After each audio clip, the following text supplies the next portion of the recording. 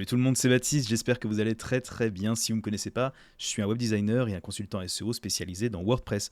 Et aujourd'hui, on va aller sur WooCommerce et je vais vous montrer comment faire un méga menu de ce genre-là. Alors pour commencer, il faut savoir que sur Kadence, on peut faire ce genre de choses, mais il va nous falloir Kadence Pro et il faudra activer les add-ons Ultimate Menu et Hooked Elements. Alors pour commencer, le premier truc, ça va être d'aller dans Éléments et d'aller donc créer un élément spécifique pour le menu qu'on va essayer de mettre en place. Donc en l'occurrence, j'en ai déjà créé un, mais on va le faire à nouveau ensemble. On va ajouter un nouvel élément ici en cliquant sur Add New Element. On va faire un content section, tout simplement. On va l'appeler Mega Menu 2, par exemple. Et ici, on peut designer ce qu'on veut. Donc là, il n'y a aucune limite. En l'occurrence, là, sur le coup, j'ai fait juste une grille toute simple, mais on pourrait faire des trucs plus compliqués avec des accordéons, une image, enfin des trucs comme ça. Donc là, on va commencer par faire une rangée. Je vais choisir une rangée avec 3 colonnes. Et dans ces 3 colonnes, ça va être à chaque fois la même taille. Dans chacune de ces colonnes, ce que je vais faire, c'est que je vais simplement ajouter un petit paragraphe où je mettrai par exemple mon texte. Mon texte, voilà. Là, je suis sur un design je suis sur un design de bijouterie. Donc, ce que je vais faire, c'est que je vais mettre ici, par exemple, des colliers. Voilà. Collier or. Voilà. Exemple. Donc, ce que je fais, c'est que maintenant que j'ai cette section-là, je vais lui donner un arrière-plan. Donc, je vais sur la section, je vais dans le style, je vais lui donner un arrière-plan. Pour ça, je vais prendre une image. Et on va prendre une image qui soit complète. Voilà, pourquoi pas celle-là. Sélectionner. Et évidemment, il va falloir qu'on lui donne quelques petites. Donc déjà, le texte, je veux que ce soit au milieu. Je veux que ce soit au milieu verticalement aussi. Et qu'est-ce qu'on va faire ensuite? On va faire une marge interne. Une marge interne en haut, LG. En bas, LG. Et à partir de là, on est déjà pas mal. Et surtout, le petit paragraphe ici, je veux qu'il soit en gras. Et ici, sur l'image, on va lui mettre un arrière-plan un petit peu plus clair. Parce que, forcément, pour que ce soit lisible, on va mettre un petit peu plus clair tout ça. Voilà. L'image, le texte, on va le mettre en blanc. Ouais, pourquoi pas en blanc? On va le mettre en blanc. Et je vais le mettre en L. Tiens, voilà. Collier en or. Voilà. Et cette section, alors est-ce que je laisse comme ça ou est-ce que je mets plutôt genre une... Bref, on va laisser comme ça, on va pas s'embêter, d'accord? Et je vais mettre un lien de superposition, donc je vais mettre un lien vers, je sais pas moi, est-ce que j'ai une page contact sur ce site? Ouais, j'ai une page contact. Donc on va mettre le lien vers la page contact parce que comme ça fait juste un exemple, d'accord? On va pas s'embêter. Donc ce que je vais faire, c'est que cette section maintenant, je vais la dupliquer parce que voilà, vous avez compris le concept, je ne vais pas vous embêter, je vais supprimer les autres qui sont ici. Voilà. Et ça me fait donc mes trois trucs. Je vais mettre collier ici argent et collier fantasy. Voilà. J'oublie pas d'enlever le paragraphe. Hein. Souvent, quand on est dans Gutenberg, on va avoir des paragraphes qui vont se glisser dans le truc. Donc je vais publier ça. Et il faut juste vérifier ensuite un truc quand on fait quand on fait des éléments sur Kadence. On a deux trucs qui sont importants. On a le placement. Donc là, en l'occurrence, le placement, je crois qu'on s'en fout, puisqu'on va le placer à la main. Par contre, Display Settings, c'est important. Il faut que ce soit sur Entire Site. Et User Settings, il faut que ce soit sur tout le monde. Voilà. J'enregistre. C'est pour dire, voilà, on l'affiche pour tout le monde, ce truc-là. Et on le display partout dès qu'il y aura le truc. Donc maintenant qu'on a fait ça, bon, ça ne change rien forcément sur notre truc. Il faut le mettre dans le menu maintenant. D'accord? Donc il faut qu'on mette un menu. Donc on va aller du coup dans les menus, donc dans apparence menu. Et ici, je vais ajouter, mettons je vais ajouter un lien personnalisé, tiens. Et je vais l'appeler collier. Collier. Voilà, ajouter au menu. On va le mettre ici. Ok. Et c'est ici que c'est intéressant. Ce qu'il nous faut, c'est un deuxième truc un deuxième lien personnalisé pour le méga menu. Donc là, je vais l'appeler méga menu collier. De toute façon, le texte du lien, il va pas s'afficher. C'est juste un mémo pour moi. Donc je l'affiche ici, je le prends ici, je le mets sous collier. Voilà. Donc là, c'est ce qui va apparaître dans mon menu. Et ça, c'est ce qui va apparaître dans le sous-menu. Si j'actualise et que je regarde actuellement comment ça fonctionne, si je vais dans collier, j'ai méga menu collier qui s'affiche comme ça. Voilà, donc c'est pas du tout ce que je veux, évidemment.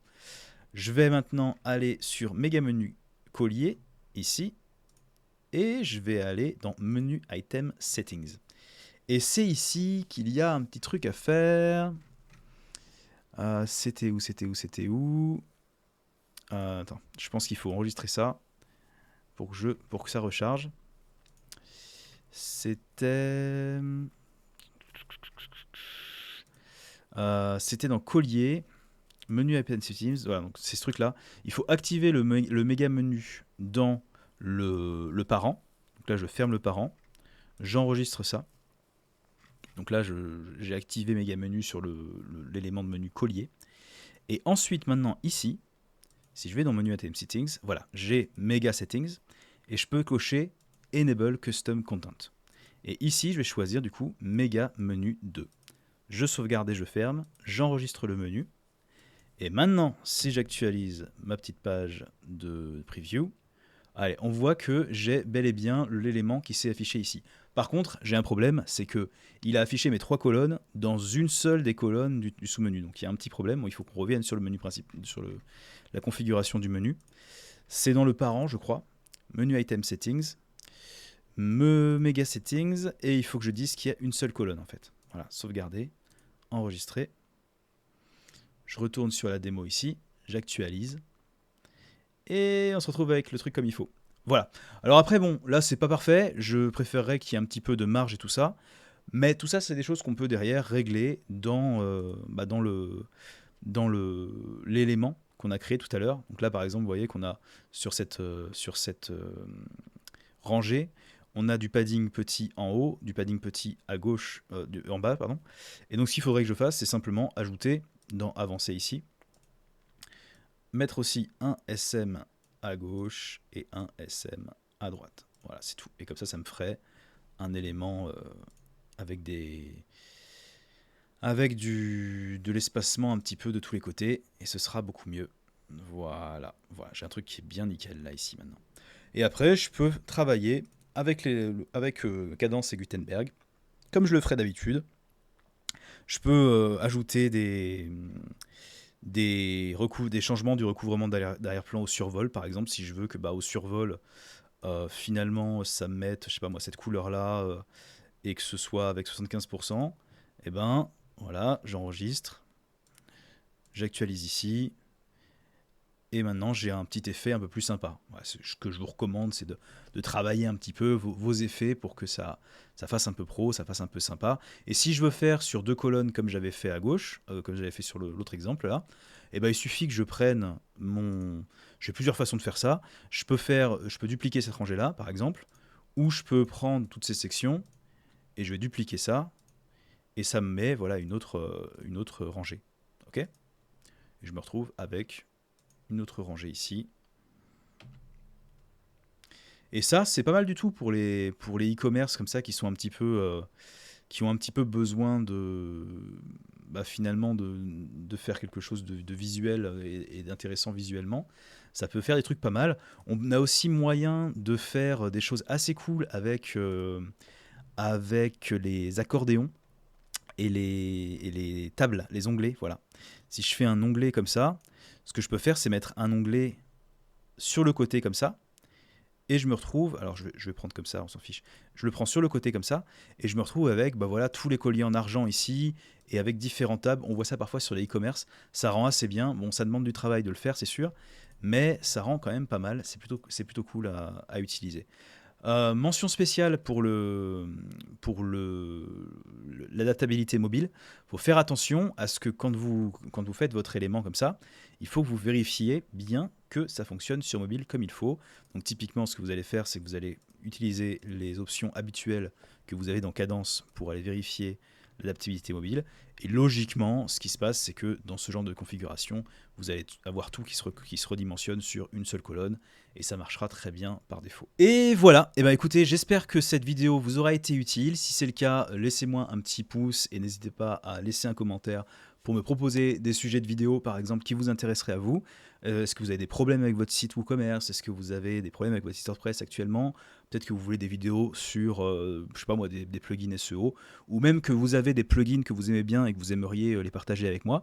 N'hésitez pas à le faire. Et si vous avez besoin de travailler avec moi, bah, n'hésitez pas, vous avez des liens en description, vous avez aussi des liens vers des outils que je recommande, et aussi vers un e-book que j'avais fait il y a quelques années, peut-être 2 ans, mais qui est toujours à jour, et qui propose, je crois, 77 ressources plugins WordPress qui sont vraiment intéressants à utiliser.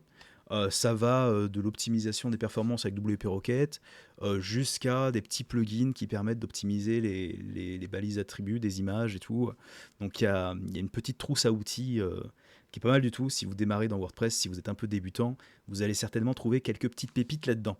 Bon allez, sur ce, je vous laisse. Je vous souhaite une très bonne fin de journée et beaucoup de succès avec votre site WordPress. Salut!